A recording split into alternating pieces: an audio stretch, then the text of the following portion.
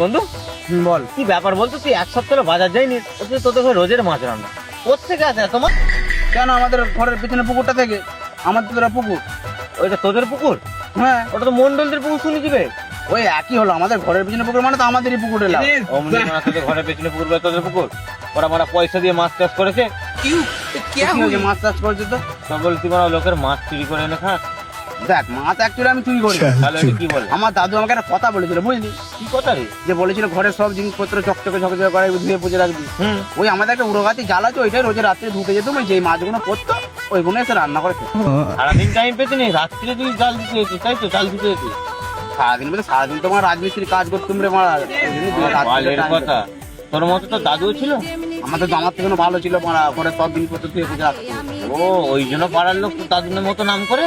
হ্যাঁ, সেটা আমার দাদুর নাম করে। হ্যাঁ রে, বলে রে যে তোর দাদু নাকি বাল এমন একটা মানুষ ছিল, লোকের সবজি আনাজ হ্যাঁ পুকুরের মাছ হ্যাঁ, সব পদ মেরে দিত।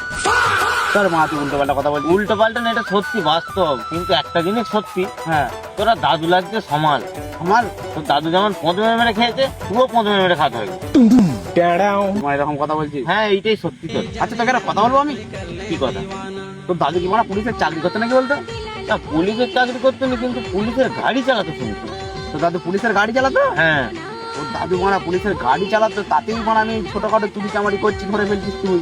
হ্যাঁ, তোর দাদু মারা যদি পুলিশের চাকরি করতো, তুই তো মনে হয় আমার মেরে গাঁড় ভেঙে দিতিস থানায় লিগে। আরে খাল তুললি তো আমি, বুঝলি তো? কিন্তু তোকে থেকে আমি একটা কথা ভাবি, আমি কি ভাবিস? যে আমি যদি এমএলএ আরে হতাম, হ্যাঁ, তোর একটা চুরির লাইসেন্স করে। সত্যি মানে সত্যি? হ্যাঁ রে, আর একটা কথা বলতো তোকে, বল। এবার এবছর ভোটে দাঁড়ানো মানে তোকে আমি ভোট দেবো। কিন্তু উড়ন্ত বাইরে বোকা চোতা, ভোটে দাঁড়ান আমি ভোট দেবো?